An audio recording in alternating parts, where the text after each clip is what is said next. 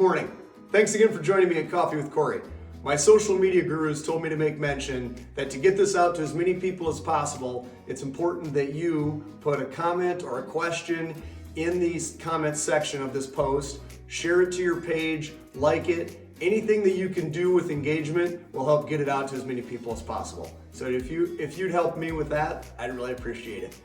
I want to talk about good friends today because one of my very best friends and I had a 26-foot moving truck loaded with furniture last week, drove it across the country to Florida, and it was an adventure, I'm not gonna lie. That's one of those things that I didn't ask him to do, he volunteered, and I think there's plenty of times along the way where he was maybe wishing he wouldn't have.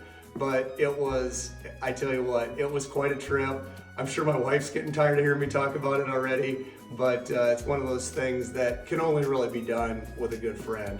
And at one point in time in my life, I know somebody told me to have good friends, you gotta be a good friend. I don't know if that's true, but I've been a very blessed guy through my life to have some very, very good friends. And special shout out to Corey for last week. He's not on social media, so he'll probably never see this, but I wanted you to know I really appreciate it.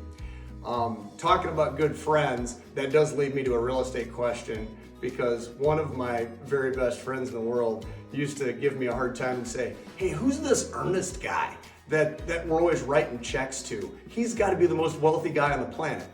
Obviously, was joking, but it does bring up the question of what is earnest money and why are you writing that out anytime you're doing a transaction? So basically what earnest money is the money that you're giving to the seller saying, I'm serious about buying the house and I'm not gonna back out. The caveat with it is that if you put down earnest money and then there's contingencies in most contracts, professional home inspections, financing are probably the two most common ones. Generally speaking, as a buyer, if you decide to rescind your contract because of one of those two items or any contingency that's in the contract, you should be able to get your earnest money back anyway. But the other side of that coin from the seller's perspective is that is the money that makes the seller feel better about the fact that a buyer is not just gonna change their mind for the sake of changing their mind and say, I don't wanna buy the house. So that's what earnest money is. A buyer always gets credit for their earnest money at closing. So if you're writing that $1,000 or $10,000 check out right away, it gets deposited into a trust account.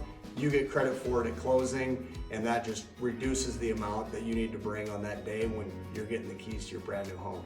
So thanks for joining me. I really appreciate it, and I hope to see you next time at Coffee with Corey.